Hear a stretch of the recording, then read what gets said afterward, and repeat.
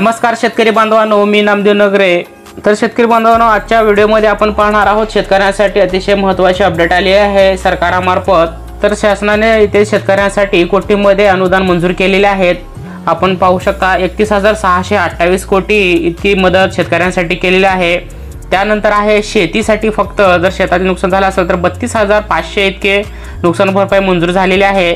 त्यानंतर ही मदत सोडून जर शेतावर तुम्ही विमा जर उतरवला असेल तर त्यासाठी याचे वेगळे तुम्हाला मिळणार आहेत 17,000 रुपये। आणि त्यानंतर आहे इतर, जर तुमचे घर पाण्यात गेले असेल किंवा काही नुकसान झालं असेल याच्यामध्ये शेतकरी आणि अन्य इतरही याच्यामध्ये मोडतात, त्यांच्यासाठी 10,000 रुपये इतके मंजूर केलेले आहेत। सविस्तर माहिती आपण पुढे पाहणार आहोत मित्रांनो। चला तर सुरुवात करूया महत्त्वपूर्ण व्हिडिओला।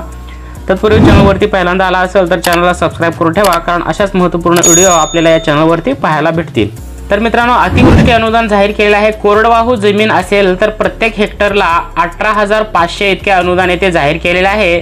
त्यानंतर बागायती हेक्टर असेल तर त्यांच्यासाठी 32,500 असणार आहेत।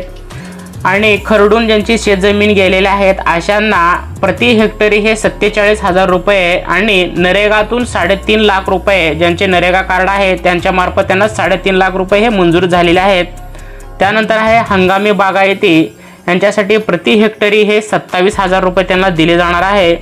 त्यानंतर शेतकऱ्यांचे विहिरीत गाळ गेलेला असेल तर अशासाठी 30,000 रुपये दिले जाणार आहे।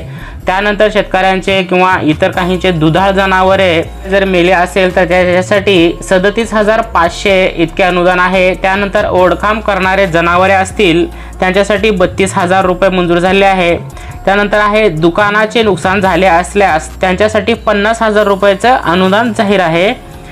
त्यानंतर आहे ज्यांचे घराचे पूर्ण नुकसान झालेले आहे त्यांना PM आवास मधून घर दिले जाणार आहे। ज्यांचे घर पडलेले आहे, त्यांचे पूर्णच नुकसान झालेले आहे अशांना PM आवास मधून त्यांना घर देखील मंजूर केले जाणार आहे। आधी ज्यांचे देखील घर मंजूर झालेले असेल तरी त्यांचे घर पडलेले असेल तरी देखील त्यांना PM आवास योजनेमधून घर दिले जाणार आहे।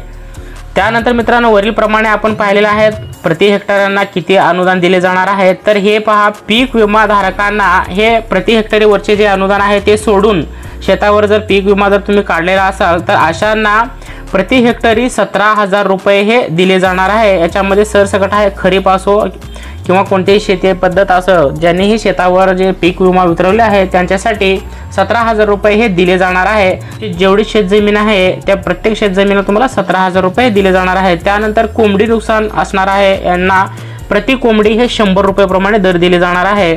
तर वरील सर्व जे अनुदान आहे हे फार्मर ID ज्यांची आहे, अर्थात शेतकरी ओळखपत्र ज्यांनी काढून घेतलेले आहेत अशा शेतकऱ्यांना हे सर्व काही अनुदान आहे, नुकसान भरपाईचे हे अनुदान दिले जाणार आहे। आणि वरील जे काही मित्रांनो आपण पाहिले आहात ते नुकसान भरपाईचे हे प्रति हेक्टरी दिले जाणार आहे। आणि जास्तीत जास्त हे 3 हेक्टर याच्यामध्ये मर्यादा दिली गेलेली आहे। जर तुमची 3 हेक्टरपेक्षा जास्त जमीन असेल तर तुम्हाला याचे अनुदान भेटणार नाही। जास्तीत जास्त तुम्हाला 3 हेक्टरपर्यंत याचे अनुदान दिले जाणार आहे। आणि तुमच्या जर शेतावरती पीक विमा तुम्ही उतरवला गेला असेल तर याच्यामध्ये हेक्टर याच्यामध्ये मर्यादा नाही। तुमची जेवढी शेतजमीन असेल वर सांगितल्याप्रमाणे तुमचे सर्व काय आहे ते 17,000 रुपये प्रमाणे सर्व शेताचे तुम्हाला नुकसान भरपाई दिले जाणार आहे। ज्यांनी पीक विमा शेतावर उतरवलं गेलं नाही त्यांना प्रति हेक्टरी जास्तीत जास्त 3 हेक्टरपर्यंत त्यांना वरचे ते अनुदान भेटणार आहे। तर मित्रांनो, पाहू शकता सर्व जिल्ह्यांची 3 भागामध्ये येथे टक्केवारी करून विभागणी केली गेलेली आहे। ज्यांचे किती नुकसान झालेले आहे, कोणत्या भागामध्ये किती पाऊस पडलेला आहे त्यामध्ये 50% आहे परभणी, 75% आहे छत्रपती संभाजीनगर व अहिल्यानगर। त्यानंतर आहे 80% ते 100% बीड, लातूर, धाराशिव, हिंगोली, नांदेड आणि सोलापूर असे मित्रांनो 100% यांना अनुदान दिले जाणार आहे। आणि त्यानंतर आहे हे सर्व झाल्यानंतर बियाणे व इतर कामासाठी सर्वसाधारणतः मदत म्हणून सर्व शेतकऱ्यांना याच्यामध्ये 10,000 रुपये दिले जाणार आहे। हे वेगळे असणार आहे मित्रांनो। तर अशा प्रकारे सर्व शेतकऱ्यांना याचं अनुदान दिले जाणार आहे। तर शेतकरी बांधवांना हे नुकसान भरपाईचे फॉर्म भरत असताना त्यांना कोणते डॉक्युमेंट लागणार आहे हे देखील आपण पाहूया। याच्यासाठी कोणकोणते डॉक्युमेंट लागतील आणि आपल्याला कशा प्रकारे हे प्रोसेस करावी लागणार आहे। तर यासाठी नुकसानीचे फॉर्म भरण्यासाठी तुम्हाला लागणारे कागदपत्र असणार आहे आधार कार्ड लागेल, तुमचा बँक पासबुक लागेल आणि शेतकरी ID म्हणजेच मगाशी सांगितल्याप्रमाणे फार्मर ID तुमच्याकडे असणे आवश्यक आहे। त्यानंतर 7/12 उतारा आणि 8A हा देखील दाखला उतारा लागेल तुम्हाला। त्यानंतर पीक नुकसानीचा GPS लोकेशन सहित एक फोटो तुम्हाला हवा असणार आहे।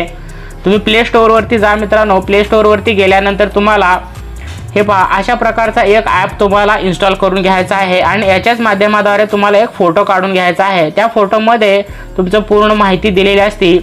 तर तुमचे लोकेशन त्याच्यामध्ये ट्रॅक केलेलं असतं, अक्षांश आणि रेखांश दाखवलेलं असतं मित्रांनो, टायमिंग दाखवलेलं असतं. याच्या प्रकारे तुम्हाला असा एक फोटो यासोबत द्यावायचा आहे. त्यानंतर आहे मित्रांनो फॉर्म असणार आहे याच्यासोबत. तर एवढेच डॉक्युमेंट तुम्हाला भरून तुमचे नुकसान भरपाईचे मदत मिळवू शकता. तर अशा प्रकारे शासनाने विविध टप्प्यामध्ये विभागणी करून शेतकऱ्यांना याच्यामध्ये आर्थिक नुकसान झालेल्यांचे जे आहे आणि शेतजमिनी जे नुकसान झालेले आहे त्यांना अशा प्रकारात मदत दिलेली आहे. तर याच्यामध्ये आपल्याला काय वाटतं ते कमेंट करून नक्की सांगा मित्रांनो. तर असा महत्त्वपूर्ण व्हिडिओ देखील आपल्या सर्व मित्रांना नक्की शेअर करून ठेवा. चॅनलवरती देखील आतापर्यंत तुम्ही सबस्क्राईब केला नसेल तर सबस्क्राईब करून देखील ठेवा मित्रांनो. चला तर भेटूया पुन्हा अशाच एखाद्या महत्त्वपूर्ण नवीन व्हिडिओमध्ये. तत्पूर्वी जय हिंद, जय महाराष्ट्र.